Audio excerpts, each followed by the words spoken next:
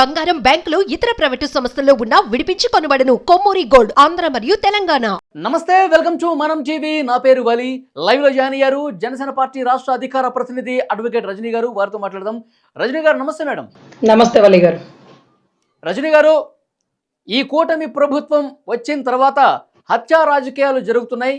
ఇప్పటికే 30 మంది వరకు పొట్టను పెట్టుకుంది ఈ ప్రభుత్వం. మా వైసీపీ కార్యకర్తల్ని హత్య చేస్తోంది, చంపేస్తోంది. 300కు పైగా మా కార్యకర్తల కుటుంబాల మీద దాడులు జరిగాయి. ఢిల్లీ వేదికగా మేము ధర్నా చేస్తాం. రాష్ట్రపతి, ప్రధానమంత్రి, కేంద్ర మంత్రుల అపాయింట్మెంట్ కూడా ఆల్రెడీ కోరాం. ఇవన్నీ చెప్తా ఉన్నారు. ధర్నా చేస్తారంట బుధవారం రోజు. ఎలా చూస్తారు ఈ ప్రకటనని? ముఖ్యంగా నిన్నటి రోజున అన్ని టీవీ ఛానల్లో గౌరవ జగన్మోహన్ రెడ్డి గారు శాంతి భద్రతలు అంటే, శాంతి ఎవరు? పూజకి సిద్ధంగా ఉండండి అంటే పూజ సిద్ధంగా ఉందా అనేటటువంటి వీళ్ళు ఈరోజు శాంతి భద్రతల గురించి మాట్లాడుతుంటే మాకేం అర్థం కావట్లేదు సార్. 23 ఎంపీలు ఇస్తే రాష్ట్రానికి స్పెషల్ స్టేటస్ తెస్తాను, స్పెషల్ ప్యాకేజ్ తెస్తాను అంటూ అవతల ప్రతిపక్ష నాయకుడిని ప్యాకేజ్ స్టార్ అనడమే గాని మనం మాత్రం రాష్ట్రం తరపు నుంచి పార్లమెంట్ లో మెడలు వంచడం పోయి పొద్దుగూకులు వెంకటేశ్వర బొమ్మ తీసుకొని ఢిల్లీ వెళ్ళామా వచ్చామా, మోడీ గారిని కలిసామా, కాళ్ళు మొక్కామా వచ్చామా. ఇది తప్ప గత 5 సంవత్సరాల్లో ఏం చేశారు అంటే ఇంకిదే. మాకెప్పుడు ఢిల్లీ అయినా ఎప్పుడు వెళ్ళినా వెంకటేశ్వర బొమ్మ తీసుకొని మోడీ గారికి ఇవ్వడం, షాల్ కప్పడం. షాల్ కప్పేంత ఉందో లేదో వెంకటేశ్వర బొమ్మ ఓడిస్తుంటారండి, కానీ కాళ్ళకు మొక్కడం, వచ్చేయడం, పోవడం ఇంతవరకు కనపడుతుంది. సో ఇప్పటికిప్పుడు ఆయనకి ఇన్ని విషయాలు గుర్తొచ్చేసినాయి అంటో, ఇప్పటికిప్పుడు మా పరదాలు దాటి మా మహారాణి ఏది మా మా పవన్ అన్న 4వ భార్య బయటికి రావడం ఏంటో, సెక్యూరిటీ సరిగా ఉందో లేదో అది వినుకొండ, దొనకొండ పరిసర ప్రాంతాల్లో తిరుగుతుంటే నాకు అర్థం కావట్లేదు. నిజంగా ప్రభుత్వంలో తప్పు ఉంటే ప్రతిపక్షంగా మీరు విమర్శించండి. అక్కడ ఘటన జరిగింది. ఏం ఘటన? ఎక్కడ ఎలా జరిగిన ఘటన? ఖాన్. ఎవరి ఖాన్? మన వైసీపీకి సంబంధించినటువంటి వ్యక్తి. ఆయన దగ్గర ఉన్నటువంటి వీళ్ళిద్దరు గతంలో ఏదైతే చనిపోయిన వ్యక్తి ఉన్నాడో, ఈ చనిపోయిన వ్యక్తి మీద గతంలో ఆ వ్యక్తి దాడి చేశాడు. అంటే ఇద్దరి మధ్య ఒక ఆడపిల్ల గురించి జరిగినటువంటి భారీ డిస్కషన్ అంట, గొడవలు, వర్గపోరు. అంటే ఎన్ని యుద్ధాలైనా ఆడవాళ్ళ వల్ల జరుగుతుంది అంటే అదే కాబోలు. సో గతంలో మొహరం పండగ, గతంలో కూడా అదే రోజు వీళ్ళిద్దరూ ఘటనకు గురయ్యారు. అంటే వీళ్ళిద్దరు ఒకరికొకళ్ళు కత్తితో పొడుచుకున్నారు. ఇప్పుడు ఎవరైతే చనిపోయాడో అతను లాస్ట్ మొహరం అప్పుడు ఈ చంపడానికి ప్రయత్నించి ఇప్పుడు చంపాడు చూడండి, అతన్ని పొడిచాడు. వీళ్ళు ఒక పెద్ద సినిమాలో హీరోలాగా కత్తులతో దాడి చేసుకుంటారు, కానీ ప్రాణాలు పోకుండా చేసుకుని ఉన్నారు గతంలో. కానీ ఇప్పుడు గట్టిగా కత్తిపోట్లు తగిలి ఉంటాయి, ప్రాణం పోయింది. వీళ్ళకి ప్రాణం అంటే ఒక పందెం, ప్రాణం అంటే అదేదో పెద్ద హీరోయిజం లాగా. ఈ రోజు చూడు, నడి రోడ్డు మీద నరుకుతానంటే ఏదో బోయపాటి గారు సమరసింహారెడ్డిలో రాసిన డైలాగులు పట్టుకొని మీరు ఈ రోజు వీధుల్లోకి పోతుంటే, ఈరోజు సొసైటీకి ఉపయోగపడాల్సినటువంటి యువకులు, యంగ్స్టర్స్, మీరు రాష్ట్రానికి ఏమి ఇచ్చారు? మీ కాంట్రిబ్యూషన్ అంటే ఏమీ లేదు. కత్తిపోట్లు, గాయాలు, లేకపోతే కేసులు, మీ కుటుంబాలు ఈరోజు కన్నీటి పర్యంతం. ఇది వీళ్ళు ఇచ్చే మెసేజ్. సో ఎనీవే, ఇప్పుడు ఎవరైతే చనిపోయాడో అతను గతంలో ఈ చంపడానికి ఇప్పుడు చంపిన వ్యక్తి మీద దాడి చేశాడు. అదే మొహరం, అదే సంవత్సరం పందెం కడతారండి. సంవత్సరం తిరిగే లోపల మళ్ళీ ఇదే రోజు గుర్తుపెట్టుకో, నా మీద కత్తి పోటేసావు కదా, తిరగ తిప్పి నీ మీద కత్తి పోటేస్తా, పోటు తగ్గకుండా వేస్తాను, 3 వేసావుగా నేను 4 వేస్తానంటాడు. గతంలో ఈ వ్యక్తి గాయపడ్డాడు, ఇప్పుడు గాయపడిన సింహం అంటే చంపిన వ్యక్తి ఎవరైతే జిలానీ ఉన్నాడో మేడం, అతను ఎన్నికల ముందే తెలుగుదేశం పార్టీలో జాయిన్ అయ్యాడు. ఇది పూర్తిగా రాజకీయ కక్ష వల్లే జరిగిందని చెప్తున్నారుగా జగన్మోహన్ రెడ్డి గారు. సార్, జగన్మోహన్ రెడ్డి గారికి ఎదురు శుభసూచకం లేదే చాలా మంది బయటికి రారు సార్, అంటే మంచి ఎదురు రావాలని. కానీ జగన్మోహన్ రెడ్డి గారికి మాత్రం ఒక శవం కనపడితే గానీ బయటికి రారు సార్. ఈ రోజు ఏంటో టపా టపా టపా టపా మాట్లాడేస్తుంటే, ఇప్పుడు వరకు మాట్లాడిన అంబటి రాంబాబు గారు, పాపం విడదల రజనీ గారు, ఆ చుట్టుపక్కల ఉండే బొల్లా బ్రహ్మనాయుడు గారు, వీళ్ళందరూ సోజ్యం చూసినట్టు చూస్తున్నారు. అప్పటి వరకు ఏ రోజు మాట్లాడని జగన్ గారు ఈ రోజు నడి రోడ్డు మీదకి వచ్చి మాట్లాడుతున్నారు. టీడీపీ అవునా, మీరే పంపించారు వాళ్ళని, వైసీపీ నుంచి టీడీపీలో చేరమని మీరే పంపించారా? ఇదంతా మీ కుట్రకోణమేనా? టీడీపీ గెలుస్తుంది, గెలిచే టీడీపీలోకి వైసీపీ వాళ్ళని కొంతమంది పంపించి రేపు ఏదైనా ఘటన జరిగితే టీడీపీ వాడే చేశాడు అని చెప్పడానికి ఈరోజు టీడీపీకి పంపిస్తున్నారా? మీ వర్గాన్ని చెలుస్తున్నారా?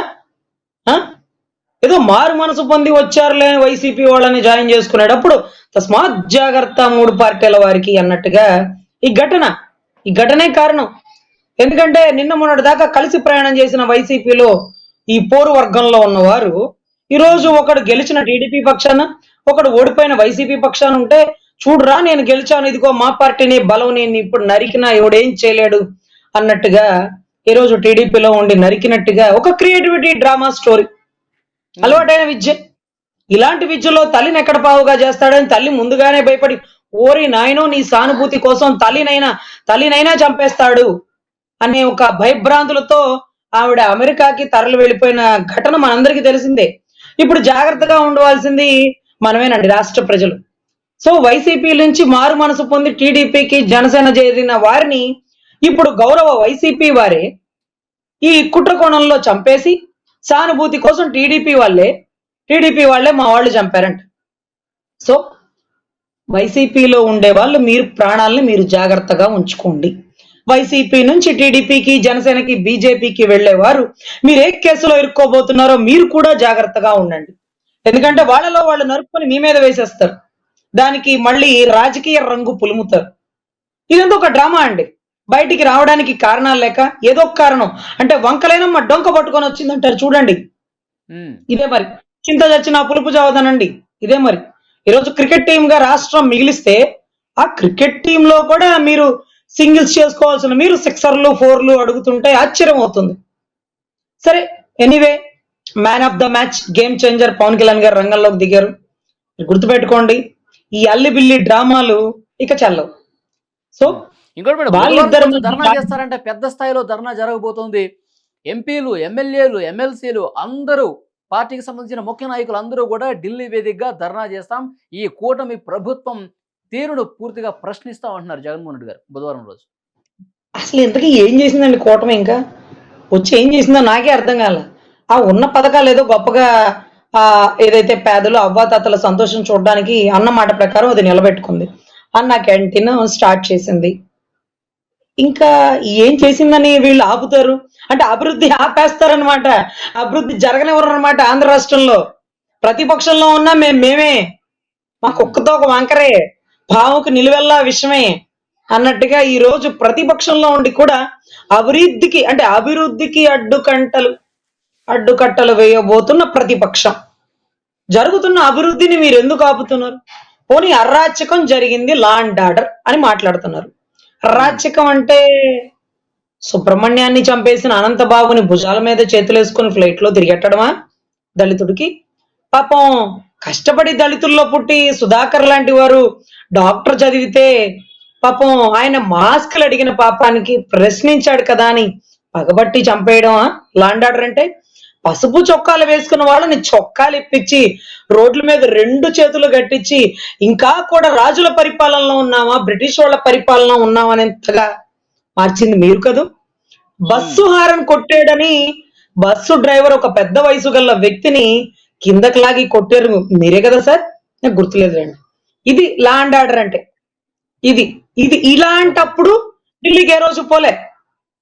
పాపం అతను ఒక దళిత బిడ్డ, ఒక బీసీ నాయకుడు అండి.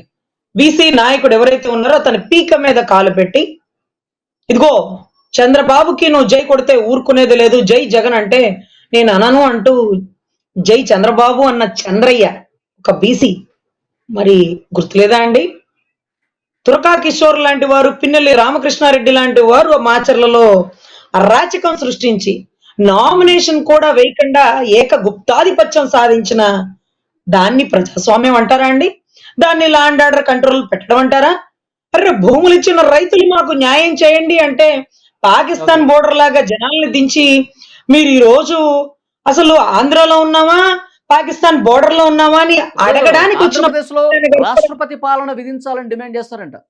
కలిసి పూర్తి స్థాయిలో నివేదిక ఇస్తాము, రాష్ట్రపతి పాలన కావాలంటున్నారు వాళ్ళు. ఎన్నికలప్పుడు రాష్ట్రపతి పరిపాలన కావాలి అని నిజంగా మా అందరికి అనిపించిందండి. భయం వేసింది. ఓట్లు వేసేటప్పుడు పీకలు కోసేస్తారా, ఏం చేసేస్తారా అని భయం వేసింది. ఈరోజు కూటమి కలవడానికి గల బలమైన కారణం కూడా రాష్ట్ర ప్రజల ప్రాణరక్షణ, రాష్ట్ర విస్తృత స్థాయి ప్రయోజనాల కోసం కూటమి కలయిక. ఈ రోజు రాష్ట్రపతి పరిపాలన మరి ఇప్పుడు ఎందుకు వస్తుందో, లా అండ్ ఆర్డర్ మ్యూచువల్ గా నడుస్తుందనా? సరే సార్, వినుకొండలో అరాచకం జరిగింది, తప్పు. శిక్ష వేయకుండా ఎవరైనా ఆపారా? ఎవరైనా కప్పెట్టారా? ఎవరైనా దాపెట్టారా? ఎవరైనా పట్టుకోలేకపోయారా? ఏం ఏం మాట్లాడుతున్నారు? ఇన్ని రోజులు వినుకొండలో అడుగు పెట్టారా? బొల్లా బ్రహ్మనాయుడు గారు చేసిన అరాచకం, అవినీతి తెలుసా? తెలుసా మీకు? ఇదే అడ్వకేట్ లాయర్ రజని, ఒక జనసైనికుడు ఒక క్వారీ పక్కన సెల్ఫీ దిగితే వెనకాల క్వారీ పడిందని నువ్వు ఆ ఫోటో తీస్తావా లేదా ఫేస్బుక్ లో పెడుతున్నావు నా క్వారీని అక్రమంగా అని, ఎవడరా నువ్వని నా జనసైనికుడు పీక మీద కాలేసి తొక్కుతుంటే ఆ తల్లి ఇదేంటయ్యా అని అడిగినందుకు ఆ తల్లిని కింద పడేసి నీ కొడుకుని చంపేస్తానని బెదిరిస్తే తల్లి కొడుకు వెళ్ళి వినుకొండ పోలీస్ స్టేషన్ లో కంప్లైంట్ ఇస్తే మేము ఎంక్వైరీ చేస్తామండి, మేము మాట్లాడుకొని కంప్లైంట్ ఎఫ్ఐఆర్ కడతామంటే ఎవరితో మాట్లాడాలా? బాధితుడు ఉన్నాడు, బాధితుడు తల్లి ఉంది, బాధ పెట్టిన వాడు వీడేనని ఆధారాలతో చూపిస్తున్నాం. ఇదిగో అక్రమ కువారి తవ్వకాలని కట్టారా కేసు? పాపం లాయర్ రజనీ వచ్చింది. లాయర్ రజనీ వచ్చి సార్ కేసు కట్టండి సార్, మా జన సైనికులకి ఇలా ఇబ్బంది పెడుతున్నారు, ఇది తప్పు కదా సార్, పీక మీద కాలేస్తాడా సార్, కరెంట్ ఆఫీస్ కొడతాడా సార్ అంటే, మేము ఆగండి, మేము ఆలోచించుకోవాలి అన్నాడు. కడతావా లేదా ఎఫ్ఐఆర్ అని ఇదే lawyer Rajani Vinukonda station gate బయట ధర్నా చేస్తే కేసు కట్టని వినుకోండి అండి. బొల్లా బ్రహ్మనాయుడు గారు చెప్పారు, రాజారెడ్డి గారు రాజ్యాంగం ఇక్కడ నడుస్తుంది, ఎస్ఐ గారు సిఐ గారట ఎమ్మెల్యే గారికి చేశాక కేసు కడతారట. పాపం ఇది విన్న డిఎస్పీ గారు, వద్దు రజనీ గారు మీరు ధర్నాలు చేయకండి, మేము కేసు కడతామండి అంటే అప్పుడు అప్పుడు అప్పుడు ఎఫ్ఐఆర్ పుటప్ చేశారు. ఇది వినుకొండలో జరుగుతున్న అరాచకం, అక్రమ గంజాయి, విచ్చలవిడి గంజాయి, అరాచకాలు, క్వారీలు, మట్టి తవ్వకాలు, భూ కబ్జాలు, ఇవన్నీ వినుకొండలో జరుగుతుంటే నెత్తి నోరు కొట్టుకుంటే కాలు పెట్టని జగన్మోహన్ రెడ్డి గారు ఈ రోజు ఒకరికొకరు నరుక్కున్న వాడు కూడా దొరికి కారణాలు కూడా వెలికి తీసిన తర్వాత మరి ఏం చేయడానికి వచ్చారు? ప్రెస్ మీట్లు పెట్టడానికి వచ్చారా? జనాల్లో పరదాలు లేకుండా మహారాణి బయటకు వచ్చిందా? ఏ ఉద్దేశంతో వచ్చారు? సో ఇవన్నీ కూడా రాష్ట్ర ప్రజలు ఆలోచిస్తున్నారు సార్. వంకలేనమ్మ డొంక పట్టుకొని ఎలాడినట్టుగా ఈ రోజు జగన్మోహన్ రెడ్డి గారు, మీరు వెళ్తే వెళ్ళండి, ఢిల్లీ ఏముండి అప్ అండ్ డౌన్ ఫ్లైట్ ఛార్జీలే కాబట్టి, అక్కడికి వెళ్ళి మీరు ధర్నా చేసి ఏం అడుగుతారు? ల్యాండ్ ఆర్డర్ అడుగుతారా? అడగండి. గతంలో ల్యాండ్ ఆర్డర్ చెప్తారు, ఇప్పుడు జరిగిన ల్యాండ్ ఆర్డర్ ఉండే వేరియేషన్ చెప్తారు. మీరేదో చాలా లిస్ట్ చెప్పారు, 1000కి పైగా 500కి పైగా, ఇవన్నీ 5 సంవత్సరాలు జరిగినాయి చెప్తున్నారా? బహుశా మర్చిపోయి ఉంటారు. సో ఎనీవే, రాష్ట్రపతి పరిపాలన ఎలా వస్తుందో తెలియని మీరు, ఎప్పుడు రాష్ట్రపతి పరిపాలన విధిస్తారో తెలియని మీరు, అసలు ఇంతవరకు రాష్ట్రపతి గారిని ముఖాముఖిగా చూడని మీరు, ఒక మహిళకి గౌరవం ఇవ్వకుండా పురంధేశ్వరి గారిని అసభ్యంగా మాట్లాడిన మీరు, మీ పార్టీ వారు, వెళ్ళండి మోడీ గారి దగ్గరికి వెళ్ళండి, గంట వాయిస్తారు, తర్వాత మళ్ళీ వచ్చేస్తారు. పాపం ఎక్కడమ్మా అదేదో తిక్కలోడు తిరునాళ్ళు వెళ్తే ఎక్కాదిగా అన్నట్టుగా గౌరవ జగన్మోహన్ రెడ్డి గారు ఢిల్లీ వెళ్ళారు, ఢిల్లీ వస్తారు అంతే. చూద్దాం మేడం, ఢిల్లీ వేదికగా ప్రశ్నిస్తా అంటున్నారు, పార్లమెంట్ అసెంబ్లీలో కూడా నిరసన తెలియజేస్తా ఉంటున్నారు. చూద్దాం భవిష్యత్ పరిణామాలు ఎలా ఉంటాయో. Thank you very much Rajani గారు. నమస్తే.